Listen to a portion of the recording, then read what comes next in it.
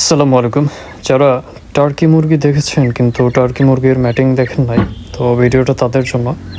তো ম্যাটিং প্রসেসটা কীরকম দেখেন, এটা অনেক পেইনফুল ফিমেলের জন্য, কারণ মোরগটার হেভি ওয়েট হয়ে থাকে, মিনিমাম 6.5 থেকে 7 কেজি। যদিও ব্রিডিং পারপাসে মেলগুলোর ওয়েট কন্ট্রোল করতে হয়, খুব ওভারওয়েট হইতে দেওয়া হয় না।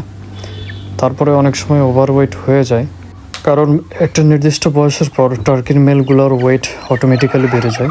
যদিও এদেরকে হাই প্রোটিনযুক্ত খাবার দেওয়া হয় না, তারপরেও বেড়ে যায় আর কি। আর রেড বারবানের এই মেলটা এখনও ব্রিডিং মুডে আসে নাই, জাস্ট ও প্যাখম মেলায় থাকে। হয়তো বা আরও কিছুদিন একটু সময় লাগবে, কারণ এই মেলটা মোটামুটি 6.5 থেকে 7 মাসের মতো বয়স। তো ফুল ব্রিডিং মুডে আসতে এদের মিনিমাম 10 মাসের মতো সময় লাগে আর কি। তো এর আগেও হয়তো বা ম্যাটিং মোডে চলে যাইতে পারে, তো দেখা যাক কী অবস্থা। আর এটা হচ্ছে একদম মাস্টার ব্রিডিং পেয়ার। এই মেলটা একদম ম্যাটিংয়ের জন্য বেস্ট। তো মোটামুটি দেখতেছি যে আমার আগের যে মেলটা ছিল আর কি, যেটা চুরি হয়ে গেছে, ওই মেলটাও এরকম ভালো ম্যাটিং করতো।